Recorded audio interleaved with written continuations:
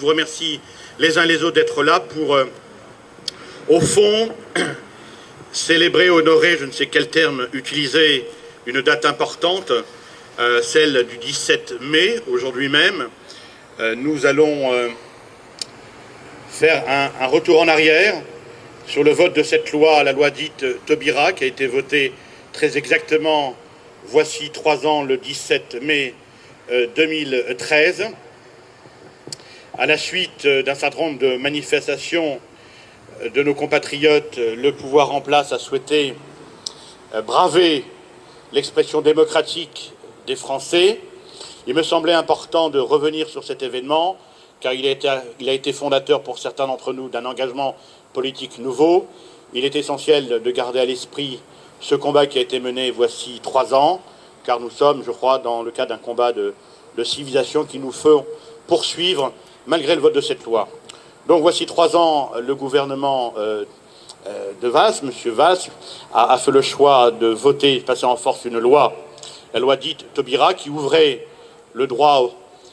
au mariage civil et à l'adoption aux couples homosexuels. Malgré, vous l'aviez tous compris et chacun l'a gardé à l'esprit, malgré l'opposition farouche de millions de Français qui ont battu le pavé parisien, qui se sont rendus dans d'autres villes, à Bordeaux et à Marseille, pour dire non à cette loi, qui était jugée évidemment tout à fait scandaleuse, parce qu'il heurtait une institution fondamentale qui structure la société,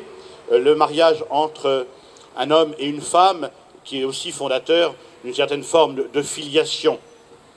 Malgré l'expression démocratique des Français, des millions de Français, je le répète, ont battu le pavé, à Paris notamment,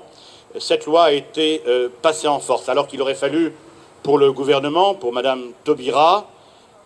interroger les Français dans le cadre du suffrage universel et soumettre cette question essentielle, cette loi qui a même été désignée, qui a même été qualifiée par Mme Taubira de loi de civilisation, au suffrage des Français par voie référendaire. Eh bien, plutôt que de soumettre cette loi à la délibération démocratique des Français dans le cadre d'un référendum, cette loi a été passée en force un soir, le 17 mai 2013, et M. Bompard nous en parlera tout à l'heure dans quelques instants. Alors, je crois essentiel de dire que cette loi, nous nous y opposons plus que jamais, car derrière cette loi, je l'ai dit tout à l'heure, c'est un certain rapport au monde que nous devons entretenir, c'est une certaine vision du monde, d'un rapport à l'homme que nous devons préserver, car derrière cette loi, nous avions déjà diagnostiqué, voici 3 ans, un certain nombre de dérives,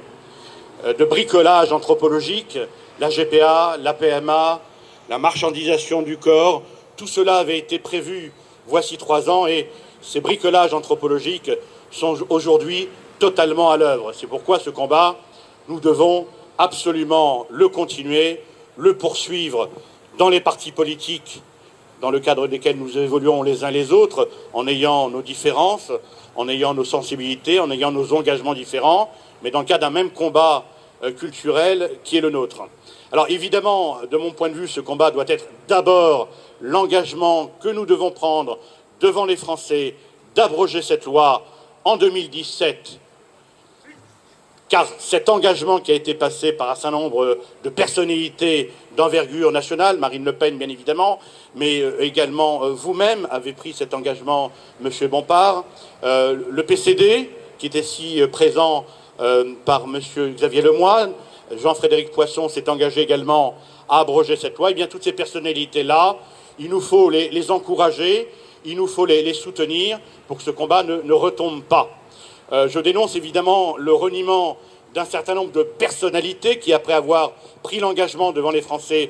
d'abroger cette loi, se sont reniés voici peu. Évidemment, c'est une attitude politique tout à fait déplorable, mais je dénonce également ces personnalités qui, plutôt que de décider de manière très claire d'abroger cette loi, préfèrent réécrire ce texte,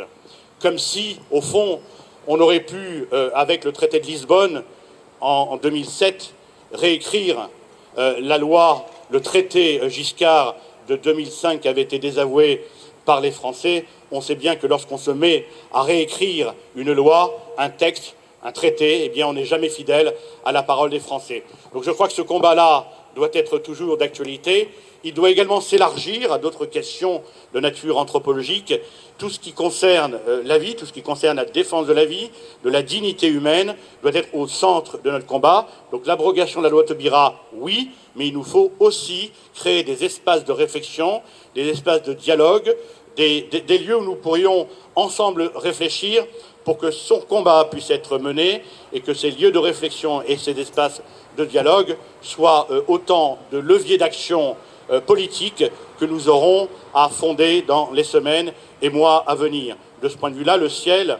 entend à sa place, dans le cadre du Rassemblement Bleu Marine, constituer sous peu un collectif famille, je l'ai annoncé ici ou là, sur les réseaux sociaux notamment. Je crois important que ce collectif soit fondé. S'il n'est pas réalisé spontanément au sein du Rassemblement Bleu Marine, je l'ai annoncé à plusieurs reprises, eh bien, le Ciel prendra ses responsabilités et nous constituerons ce collectif dans les toutes prochaines semaines, probablement avant cet été.